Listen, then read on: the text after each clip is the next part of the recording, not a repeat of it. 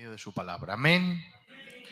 Primera de Samuel, capítulo 13 y verso 22, dice la Biblia: así aconteció que en el día de la batalla no se halló espada ni lanza en mano de ninguno del pueblo que estaba con Saúl y con Jonatán, excepto Saúl y Jonatán, su hijo, que las tenían. Este verso, pues, a mí me habla mucho espiritualmente, aunque pasó en verdad. Entró Israel en guerra contra los filisteos y en el mismo día de la batalla ninguno del pueblo tenía espada. Ninguno. Solamente Saúl y Jonatán, los líderes. Imagínate ir a la guerra y que nadie tenga espada. ¿Cómo se puede vencer una guerra sin espada? Y voy a empezar así. Ignorar que la vida cristiana es una guerra, es un problema. Israel, desde que perteneció al Señor, estuvo de guerra en guerra. Los cananeos, Amalek, los asirios, los filisteos, Babilonia, etc.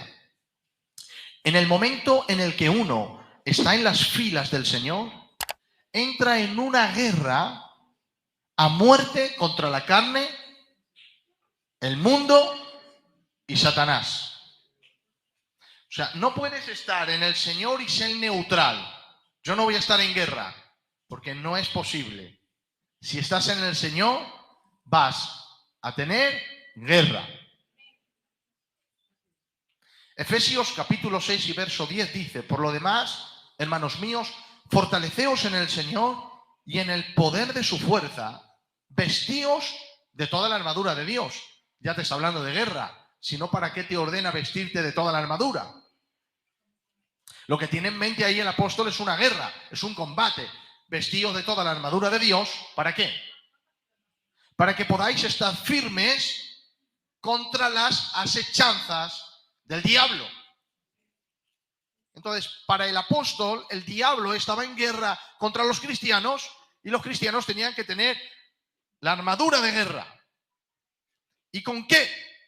Dice, porque no tenemos lucha contra carne y sangre. Es decir, nuestra lucha no es contra seres humanos. Por eso acabamos de orar por aquellos padres musulmanes. Sabemos que necesitan a Cristo para salvarse, pero no son nuestros enemigos. Hemos orado por ellos, porque nuestra lucha no es contra carne y sangre, es decir, contra seres humanos, sino ¿contra quién? Principados, contra potestades, contra los gobernadores de las tinieblas de este siglo, contra huestes espirituales de maldad en las regiones celestes. Por tanto, como tenemos una guerra, tomad la armadura de Dios para que podáis resistir en el día malo.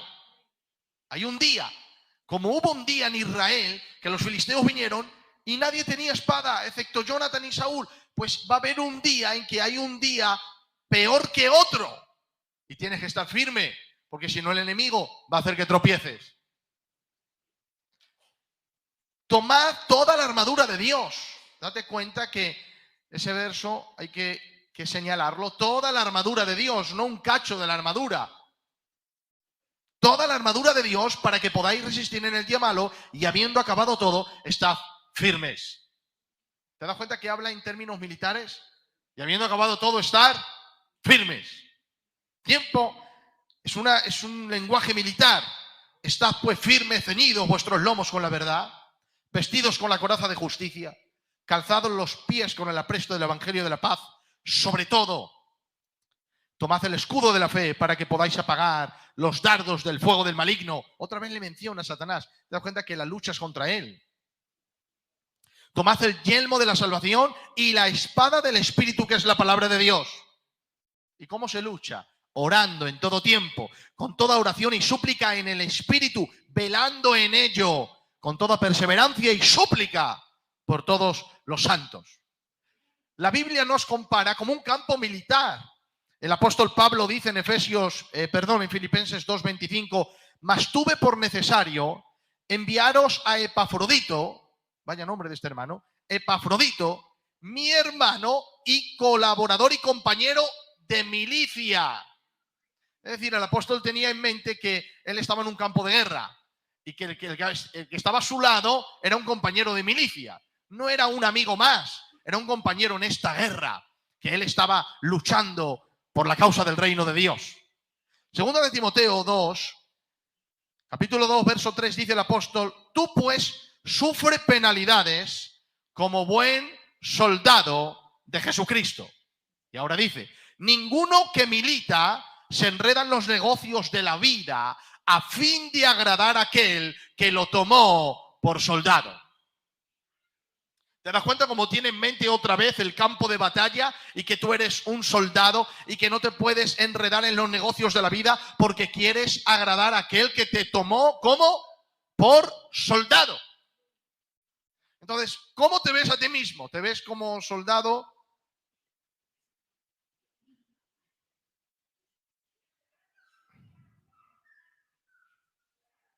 La iglesia es una novia vestida de blanco con botas de guerra.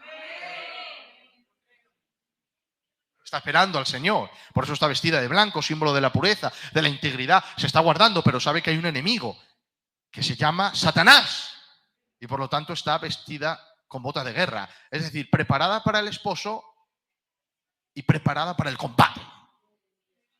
Vestida de blanco, con botas de guerra. Y que solo los líderes, Jonathan y Saúl, tenían la espada afilada. El resto del pueblo no. ¿Cuál fue el resultado de que solamente los líderes tuvieran la espada afilada y el pueblo no? Pues dice la Biblia que se escondieron en cuevas y que estaban temblando por el enemigo.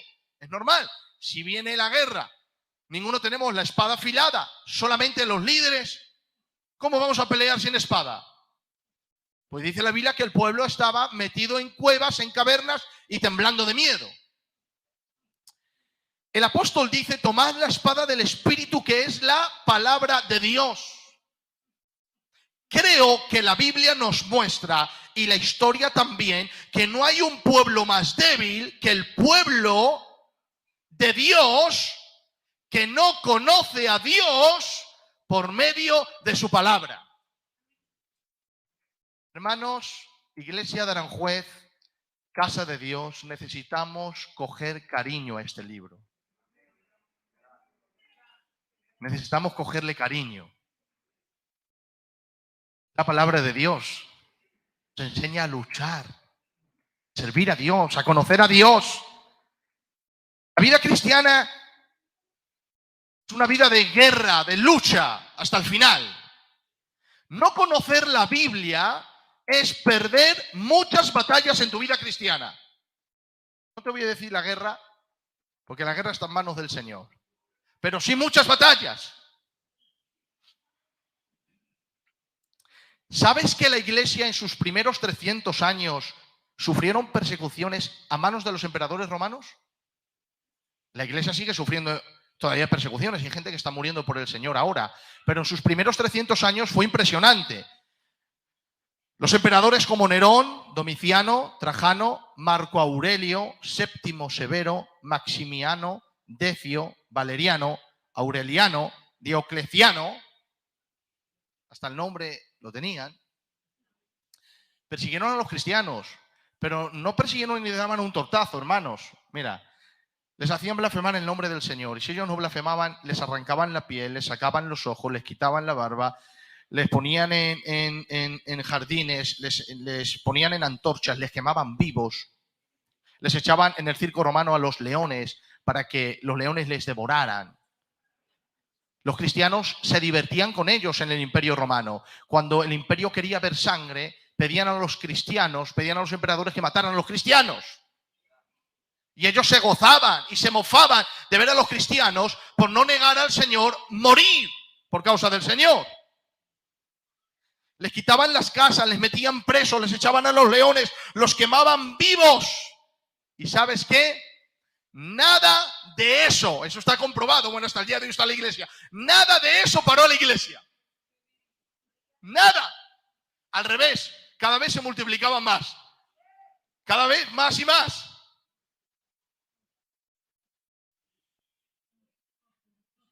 Además, mira lo que dice Hebreos capítulo 10 y verso 32. Pero traed a la memoria los días pasados, en los cuales, después de haber sido iluminados, es decir, convertidos a Dios, tuvisteis un gran combate. Otra vez la palabra combate, guerra. Tuvisteis un gran combate de padecimientos. Por una parte, ciertamente con vituperios y tribulaciones, fuisteis hechos espectáculo. Porque en el circo romano era un espectáculo y allí los ponían. Y por otra, llegasteis a ser compañeros de los que estaban en una situación semejante. Personas sufriendo, pero que esto les animaban. Adelante, adelante. Ahora yo te llamo porque a lo mejor no has vendido 2 euros en el mercado. Te digo, adelante, Dios está contigo. No, antes se animaban porque los iban a devorar los leones. Adelante. Y ahora dice, porque de los presos también os compadecisteis. Y mirad esto que a mí me rompe. Dice, y el despojo de vuestros bienes sufristeis con gozo, sabiendo que tenéis una mejor y perdurable herencia en los cielos. Es decir, les quitaron las casas, pero dice el apóstol, eso lo sufristeis con gozo.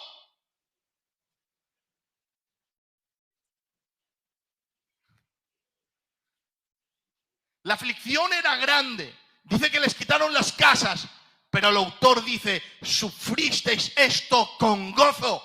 Y yo pregunto, ¿cómo se puede sufrir con gozo que te quiten tu propio hogar?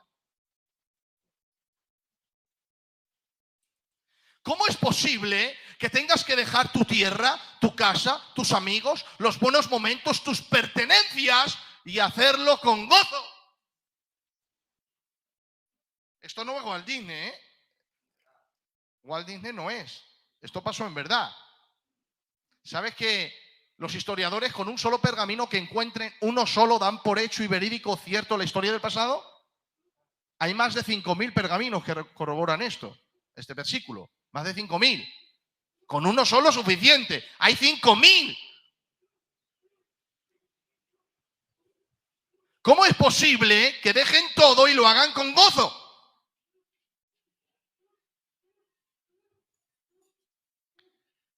Porque esto puede pasar. Si hay peligro de muerte por causa del Señor y te van a matar a tus hijos, te vas de tu sitio, ¿verdad? Pero no lo haces con gozo. ¿Cómo lo haces? Con resignación, con depresión, con rabia, con impotencia. Pero el autor no dice eso, dice, sufristeis el despojo de vuestros bienes con gozo. ¿Sabes por qué lo sufrieron con gozo? Primero porque les quitaron las casas no por desorden, por pecado, por negligencia o por una temporada mala, sino por causa de Jesús. Ellos se identificaron con el sufrimiento de Jesús y sufrir por Jesús es un gran privilegio. Pero como para nosotros Jesús no es el gran tesoro que para ellos sí lo era, pues entonces le daban el valor que le daban al sufrimiento por causa de él. ¿Sabe lo que dice Hechos capítulo 5 y 40? Dice, llamaron a los apóstoles, después de azotarles, les intimidaron que no hablasen en el nombre de Jesús y puestos en libertad, ellos salieron de la presencia del concilio gozosos de haber sido tenidos por dignos de padecer a causa del nombre. Me acuerdo perfectamente con 14 años, cuando mi padre estaba de pastor en Talavera, que en la casa pastoral yo leí este versículo y salí llorando. Salieron de la presencia del concilio gozosos de haber sido tenidos por dignos de padecer afrenta por causa del nombre. Por causa de Jesús les azotaron, les pegaron, les intimidaron y ellos salieron disfrutando, gozando entre ellos. Se decían, ¿cuántas heridas tienes? Yo tengo 3, yo tengo 4, ¡gloria a Dios! Para ellos era un privilegio sufrir por Jesús. Pues a estos cristianos hebreos les pasó algo parecido. Con gozo sufrieron el despojo de sus bienes. ¿Y cómo mantener el gozo cuando lo has perdido todo? ¿Cómo mantener tu gozo cuando has perdido todo lo material en esta tierra? ¿Cómo? ¿Quieres saberlo? El texto es claro. Dice, el despojo de vuestros bienes sufristeis con gozo, sabiendo que tenéis una herencia perdurable en los cielos. Es decir, el conocimiento gobernaba sus sentimientos, no al contrario. Porque todos tenemos sentimientos y todos podemos tener tristeza y gozo en algún momento de nuestra vida, pero a ellos no le gobernaban lo que sentían, sino lo que sabían. Ellos creían lo que decía la palabra del Señor. Jesús dijo en Juan 14, 1 al 3, no se turbe vuestro corazón. Creed en Dios, creed también en mí. En la casa de mi Padre muchas moradas hay. Si así no fuera, yo no os lo hubiera dicho. Voy pues a preparar lugar para vosotros. Y si me fuere y os prepararé lugar, vendré otra vez y os tomaré a mí mismo, para que donde yo estoy, vosotros también estéis. Ellos creían en lo que Jesús había dicho. Les habían quitado las casas, pero entre ellos se decían, ¿recuerdas que el maestro dijo, voy pues a preparar lugar para vosotros? Y aunque lo habían perdido todo materialmente en la tierra, el gozo de su corazón no, porque habían creído lo que dice la Biblia, habían creído lo que había salido de los labios de Jesús. Ellos sabían que Jesús no era mentiroso, sabían que Jesús no puede mentir, sabían que Jesús decía solamente la verdad. Y si Jesús había dicho, voy pues a preparar lugar para vosotros, lo he perdido todo aquí, pero me espera todo allí, porque Jesús lo ha dicho. Conocían la palabra de Jesús, por eso su conocimiento gobernaba sus sentimientos.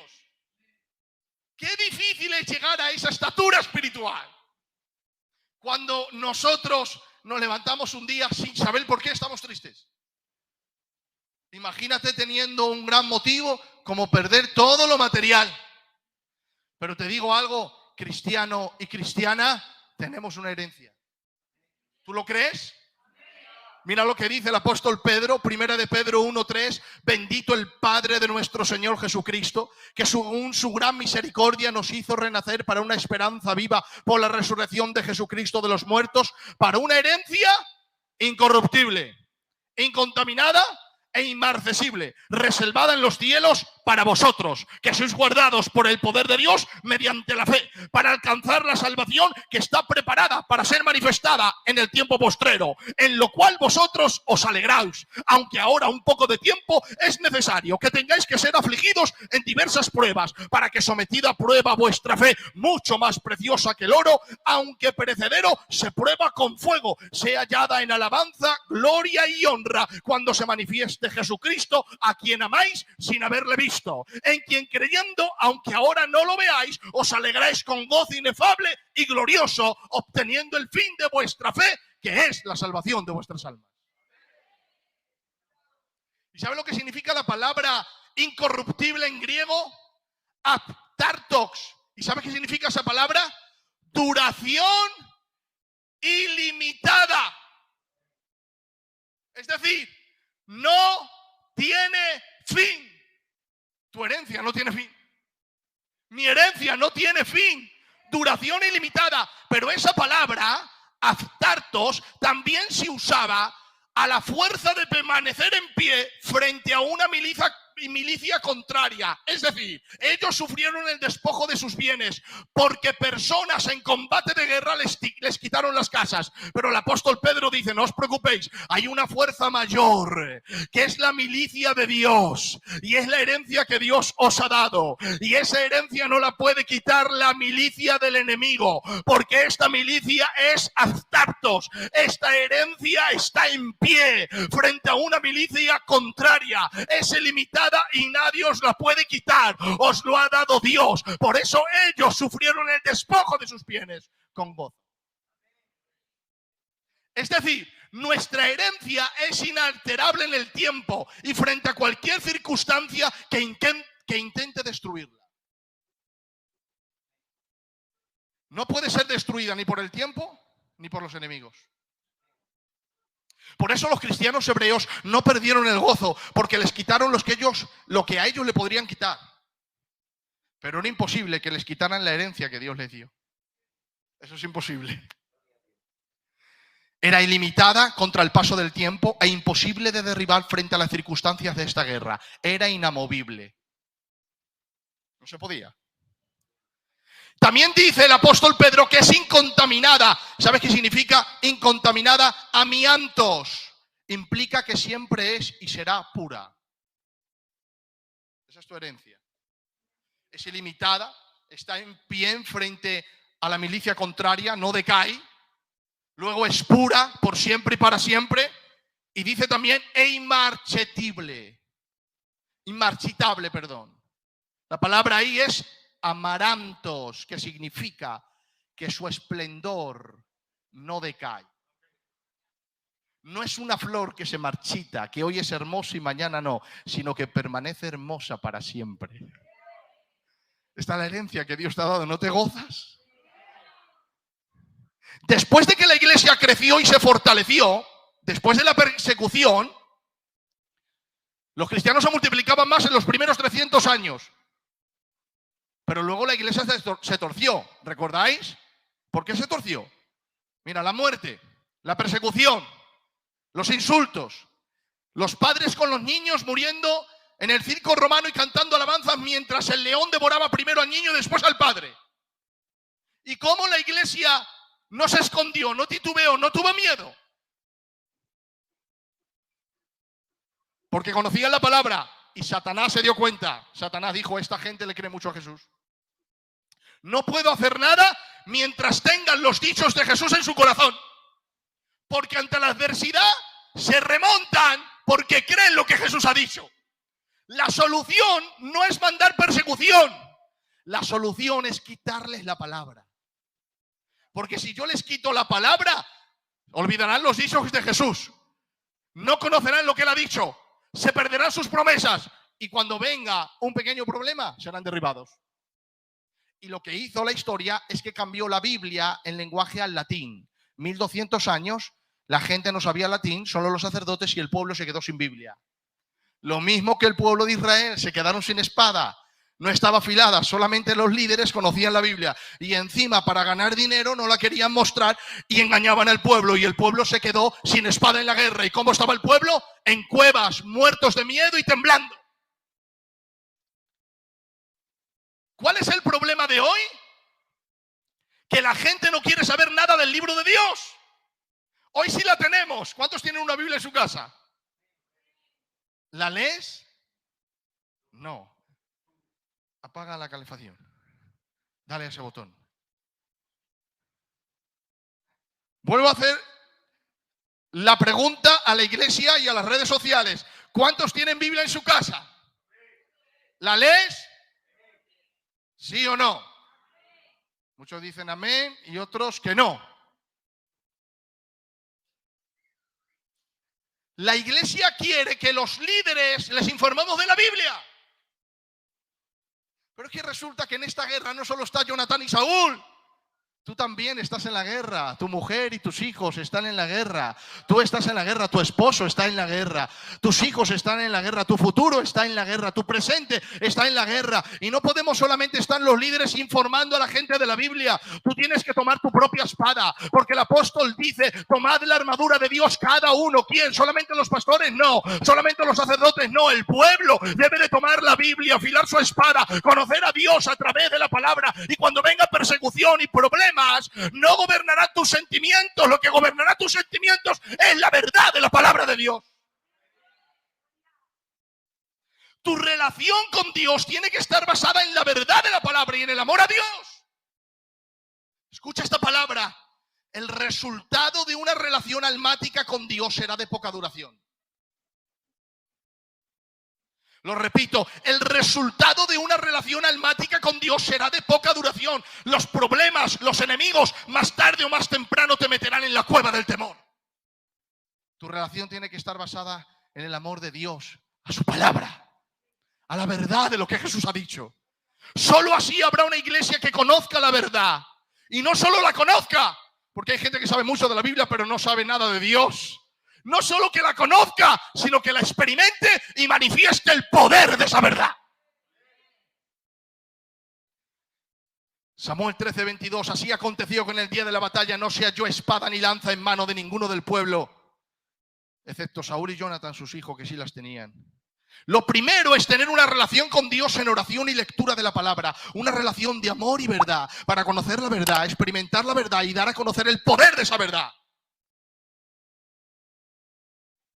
Por eso, hermanos, vamos a tomar cariño a este libro. Te quitará muchas cosas de tu corazón cuando empieces en oración y con humildad a leerlo. Te voy a decir un secreto de este libro. ¿Quieres que te lo diga? No lo puedes leer con falta de perdón, no se abrirá a ti. No lo puedes leer con falta de perdón. No se abrirá a ti. Porque está el libro y la palabra de Dios. Está la información y la revelación. Están las letras y la luz. Estás tú y está Cristo. Y no se abrirá a ti con falta de perdón. Tampoco se abrirá a ti si la lees de pies. La tienes que leer de rodillas. No físicas, sino en el corazón. La puedes leer de pies, ¿me entiendes?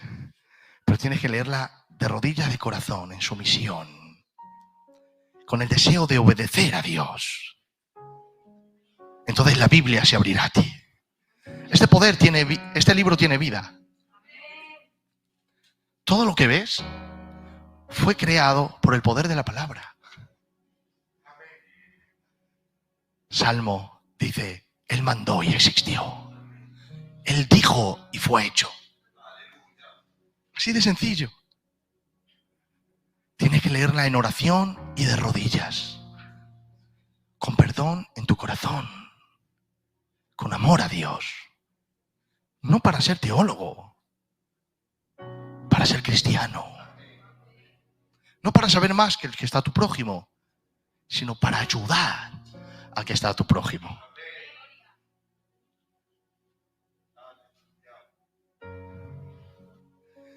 Y dice el libro de Samuel, en toda la tierra de Israel no se hallaba herrero. ¿Sabes cuál es el herrero? El que afila la espada. Porque los filisteos habían dicho, mira qué inteligente el enemigo, para que los hebreos no hagan espada o lanza. Y dice el verso, por lo cual todos los de Israel tenían que descender a los filisteos para afilar cada uno su espada, la reja de su arado, su azazón, su hacha o su hoz. Así aconteció que en el día de la batalla no se halló espada ni lanza en mano de ninguno, excepto de Saúl y Jonatán, que sí las tenían. ¿Sabes qué me dice eso? Me habla que en Israel había una falta de preparación de herreros. Ninguno se preparó para ser herrero. E Israel no se preparó para afilar su espada. Así aconteció que en el día de la batalla ninguno tenía espada afilada. ¿Sabes quién tenían los herreros? El enemigo. Y los enemigos, Israel decía, quiero afilar mi espada, pero es que tengo que bajar a las puertas del enemigo a afilarla. ¿Tú crees que los enemigos van a afilar la espada de Israel? No, cualquiera que viniera a afilar la espada en tiempo de guerra lo mataban. Por eso en el día de la batalla todos estaban en cuevas, porque ninguno tenía la espada afilada. No había herreros en Israel. Falta de preparación. ¿No sabía acaso Israel que ellos eran un pueblo constantemente en guerra? ¿Nadie se lo dijo? Sí. ¿Qué pasó? Se acomodaron. Creyeron que nadie iba a atacar. Por eso he dicho que es un problema ser cristiano y no saber que estás en guerra. Tienes que estar preparado, va a haber ataques, va a venir persecución, va a haber demonios que te ataquen. Dios se lo ha permitido, pero tú tienes que estar preparado con la espada del Espíritu, porque guerra va a haber. No te acomodes, guerra va a haber. El azazón sin afilar, la espada sin afilar, la hoz sin afilar, el hacha sin afilar. Se presentó el enemigo de sorpresa y todos en cuevas, muertos de miedo, pues nadie tenía afilada su arma de guerra. Si no nos preparamos, pueblo, muchos vivirán llenos de temores ante los enemigos. ¿Tú eres cristiano? Tienes un enemigo muy sagaz, muy inteligente, ¿eh? Se llama Satán, Belcebú, la serpiente antigua, dragón.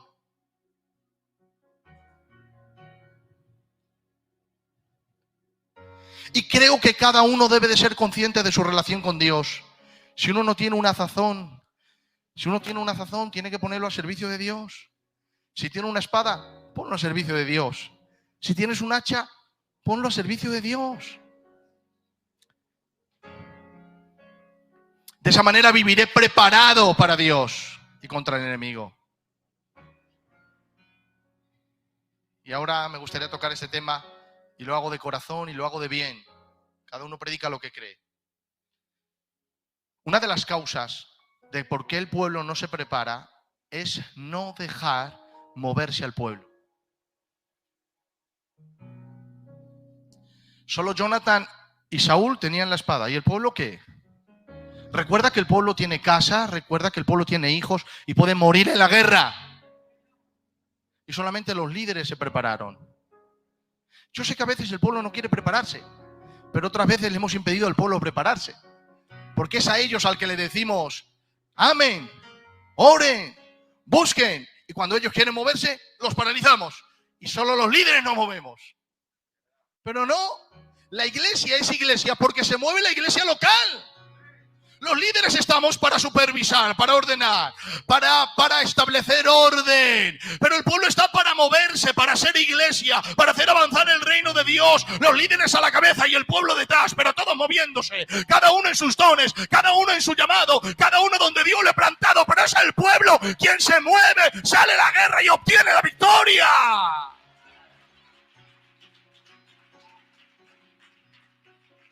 La Biblia dice que somos un cuerpo y cada uno tiene un don.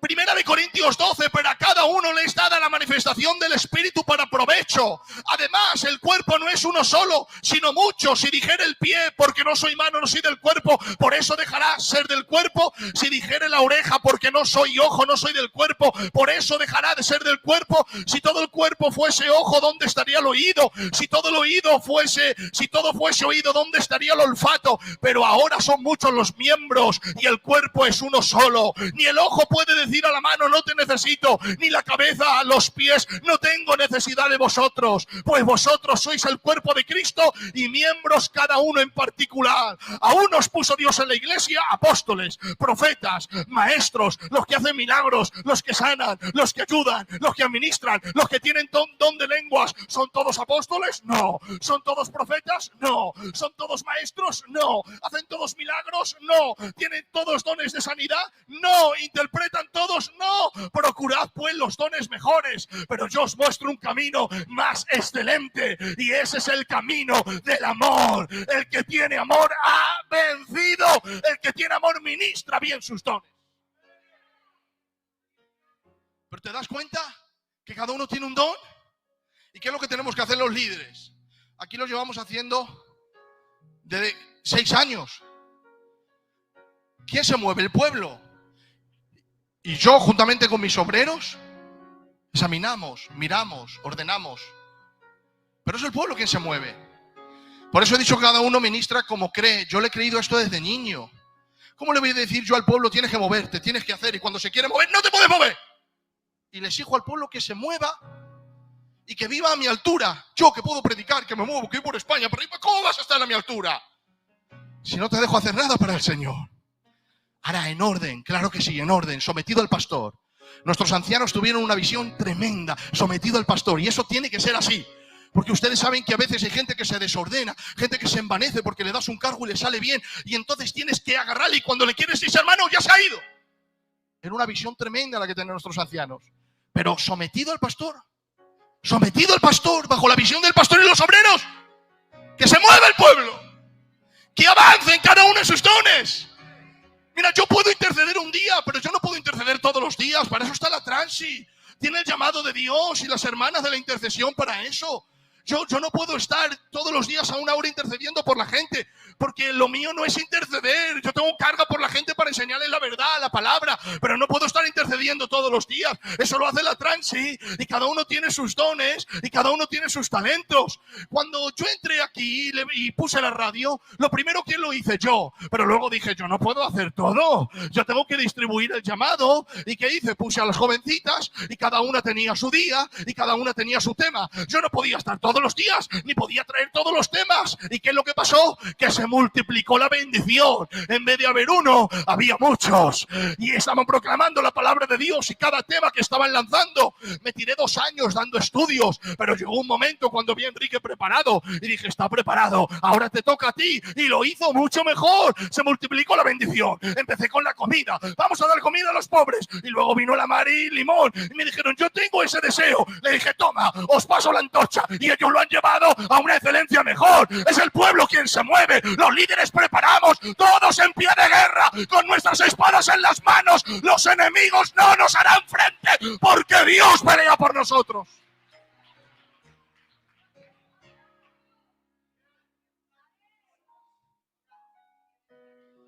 Sé que es difícil para un trabajo, para un pastor dar trabajo por la falta de cordura en algunas ovejas. Pero con autoridad pastoral, no le tengas miedo, pastor. Tú que me escuchas, con autoridad pastoral, deja que crezca la iglesia. Vosotros debéis prepararos, porque vuestras batallas son vuestras y las tenéis que luchar vosotros. Yo no puedo luchar tus batallas. Eres tú quien tiene que estar preparado para luchar tus batallas. Yo puedo hacer una reunión de jóvenes a tu hijo un día, pero eres tú quien a tu hijo le tienes que decir: sigue al Señor, sirve al Señor, teme al Señor. Yo le hago una reunión un día, ¿y qué? Y si Dios no le toca en esa reunión y se no se convierte, eres tú quien tienes que luchar esa batalla. Eres tú quien debe de luchar esa guerra. Eres tú quien tiene que obtener la victoria. Yo no puedo estar contigo cuando estás triste, cuando el enemigo te ataca, cuando pone dudas en tu mente. Me puedes hacer una llamada, te puedo dar un consejo, pero eres tú contra él, preparado con la palabra de Dios. Yo no puedo ir diciendo qué don tienes. Díselo tú al Señor, lo que hay en tu corazón, qué deseo tienes para servir. Y ven, dímelo. Dime a quién he parado, a quién he dicho no hagas nada. Siempre que alguien me ha venido: pastor, tengo este deseo, vamos a orar. Y si es de Dios, prosperará y avanzará. Y siempre bajo la visión hemos avanzado, seguimos adelante. En plena pandemia Aranjuez no se ha parado, porque hay un remanente que sirve a Dios, que tiene talentos, que tiene dones, que quiere extender el reino, y nadie nos va a parar, porque tenemos la espada del Espíritu de nuestra parte y el Dios de la palabra para defendernos en esta batalla.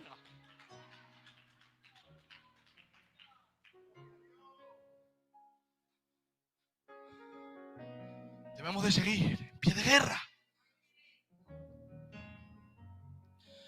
¿Saben? El martes tenemos una entrevista, porque así me han llamado los hermanos. Se está grabando, lo pueden ver ellos. Pedro, queremos hacer entrevistas a las iglesias de Filadelfia. Queremos empezar por Aranjuez. ¿Por qué, hermanos? Porque hace 6 años que sois el ejemplo de las iglesias de España. En estudio, en palabra, en evangelismo, en obra social. Queremos saber de vuestra iglesia, pero queremos conocer el principio. Le llama a mi hermano Enrique, el obrero. Vamos a estar aquí, que él se conoce muy bien el principio. Que esté el Antonio también, que venga. Y el hermano José María, que él fue el primer convertido de Aranjuez. Y vamos a estar aquí compartiendo. ¿Por qué nos han escogido a nosotros? ¿Por qué? Porque no hemos parado. Porque llevamos un modelo bíblico. Los líderes preparamos, el pueblo se mueve. El que quiera. Porque el que está parado es porque quiere.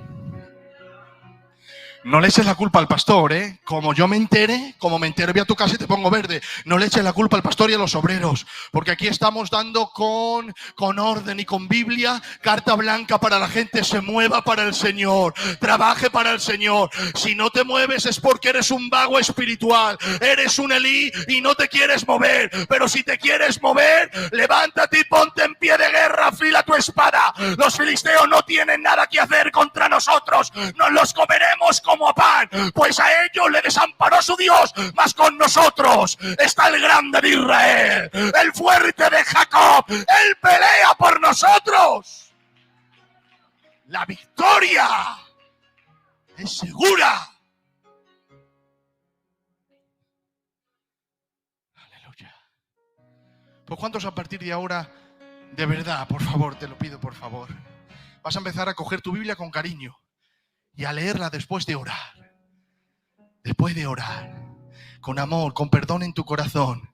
Y vas a leerla con la intención de obedecerla. Y luego busca tus dones y tus talentos. Tienes un talento. Ven, habla conmigo. Trabaja para el Señor. Muévete. Porque vas a estar entusiasmado. Claro, pastor, estoy muy mal. ¿Cómo no vas a estar mal? Si lo más grande que has hecho es pegar un chicle debajo de un de un banco en el Señor, ¿cómo no vas a estar mal? Si eso es lo más grande que has hecho para Dios, pegar el chicle debajo del banco, ¿cómo no vas a estar mal? Muévete, hay mucho que hacer. Te motivas y ves la gloria de Dios. Créetelo que la ves. Si no te lo crees, vente con nosotros. Créetelo que ves la gloria de Dios. Ves al Señor salvar. Moverse. Estamos teniendo cultos en pasión por Jesús y su palabra, ¿verdad, hermanas? ¡Qué gloria de Dios! Y Dios salvando a las personas y Dios liberando. Vemos liberaciones. El Señor se mueve, pero hay que mover. Tú te tienes que mover. Muévete. El Señor se va a mover para su gloria. ¿Sabes? Dios no está comprometido contigo ni conmigo. ¿Sabes con quién está comprometido? Con Jesús. ¿Y sabes qué le ha dicho él a Jesús? Jesús, te prometo por mí que te voy a dar un pueblo para ti, para que toda la eternidad te adoren y todos te miren durante toda la eternidad y digan, por causa de ti estamos aquí.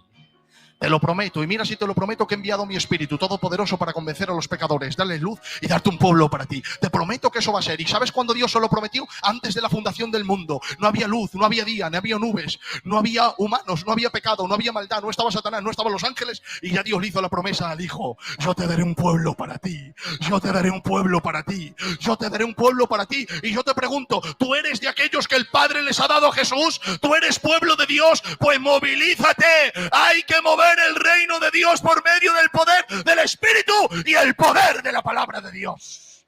Apláudele fuerte a tu Dios. ¡Aleluya! ¡Aleluya! ¡Pasión por Jesús!